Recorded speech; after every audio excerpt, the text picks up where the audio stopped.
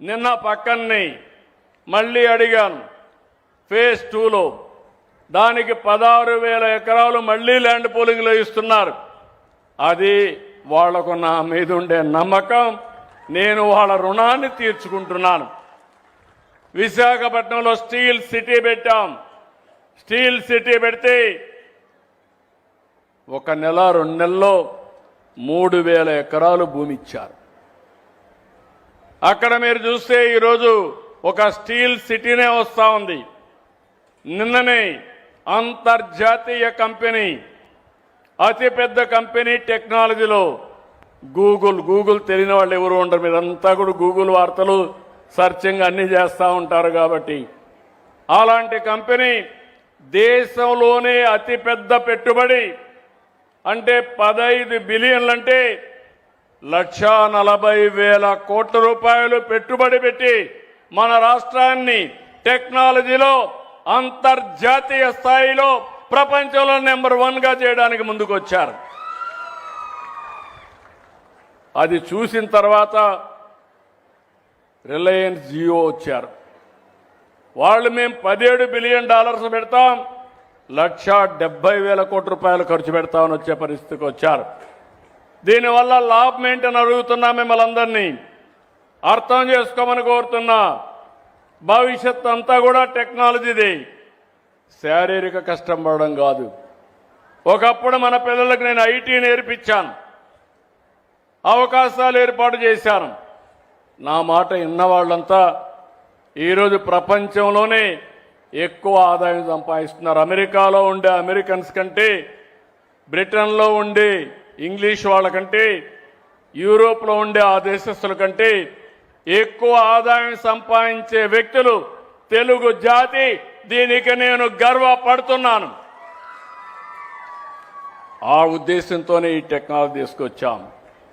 ఇక్కడ మీరందరూ గుర్తుపెట్టుకోవాలి, అవతలున్న పార్టీ, ఆ పార్టీని ఏమనాలో నాకు తెలియదు, కోడికత్తి పార్టీ,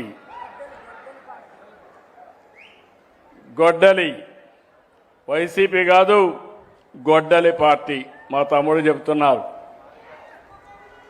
కానీ మీరందరూ ఒకటి గుర్తుపెట్టుకోవాల్సిన అవసరం ఉంది. నేరాలు చేసే ప్రవృత్తి ఉండే వ్యక్తులు రాజకీయాలకు పనికి రారు. అతనికి ఒక మానసిక సమస్య ఉంది. ఆ సమస్య అందరినీ మోసం చేయడం, అవకాశం ఇస్తే అందరినీ నాశనం చేయడం. 5 ఏళ్ళు ఏం జరిగిందో మీరు ఒక్కసారి ఆలోచించండి.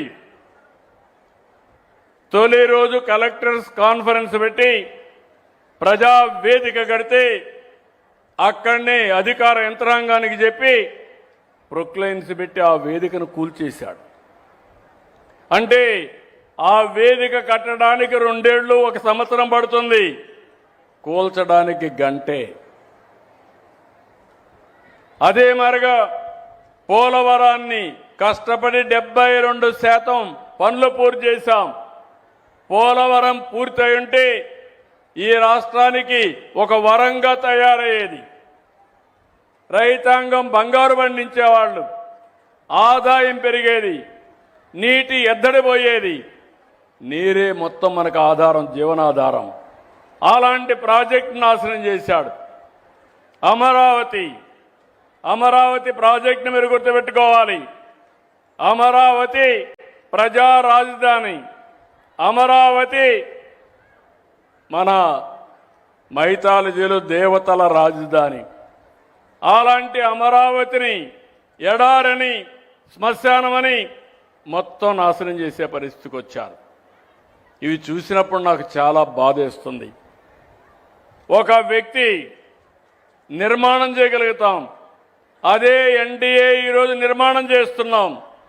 అదే ఒక వ్యక్తి విధ్వంసం చేయగలుగుతాడు. ఆ విధ్వంసం మళ్ళీ రాబోయే రోజుల్లో కరెక్ట్ చేయాలంటే కొన్ని సమస్యలు ఉంటాయి. కొన్ని మనం ఎప్పటికీ శాశ్వతంగా కూడా రెక్టిఫై చేయలేం. మీరు ఒకే విషయం ఎందుకు చెప్తున్నానంటే, ఈరోజు దీపావళి చేస్తున్నాం. దేనికి చేస్తున్నాం దీపావళి? జ్ఞాపకం ఉందా మీ అందరికీ? నరకాసురుడు వధ. దాని తర్వాత మనం దీపావళి చేశాం. సందేశం ఏంటి? ఒక దుర్మార్గుడు చనిపోయాడు, సమాజం బాగుపడింది. అలాంటి దుర్మార్గుల్ని మళ్లీ జీవితంలో సహకరించకూడదనే ఉద్దేశంతోనే మనం దీపావళి పండగ చేసుకుంటున్నాం. అంటే ఇంకా ఒకరిద్దరు సపోర్ట్ చేసే పరిస్థితి. ఎవరైనా మీరు ఆలోచించండి, మీ గుండె మీద చేసుకుని ఆలోచించండి. ఎక్కడైనా ఎవడైనా ఇలాంటి సాహసం చేస్తాడని అడుగుతున్నా. తెల్లవారు నిద్ర చేశాను. సాక్షి టీవీలో వివేకానంద రెడ్డి గుండె పొడుతో చనిపోయాడు. నేను మనిషే కదా, అయ్యో పాపం మంచోడు అనే అభిప్రాయం నాకు వచ్చింది. 2 గంటల తర్వాత అన్ని టీవీల్లో కూడా వాళ్ళందరూ ఇదే మాట్లాడడం మొదలుపెట్టారు. ఆయన కూతురు అడిగింది, మీరు ఇన్వెస్టిగేషన్ చేయండి, పోస్ట్ మార్టం చేయండి, నాకు అనుమానం ఉంది అని. మనకి ఏ సంబంధం లేదు కాబట్టి నేను ఇన్వెస్టిగేషన్ చేయమన్నాను. చేశారు.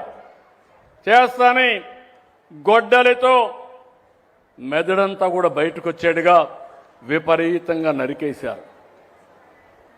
గోడలకంతా అయింది, బెడ్ అంతా రక్తం, అక్కడి నుంచి బాత్రూమ్ అంతా రక్తం. ఈడ్చారు. అలాంటి వ్యక్తి దగ్గర సంతకం పెట్టించారు. సాయంత్రం అయింది, లీజులుగా వచ్చాడు. ఆయన చెల్లిని కూడా కన్విన్స్ చేశాడు, మొన్న మీ నాన్నని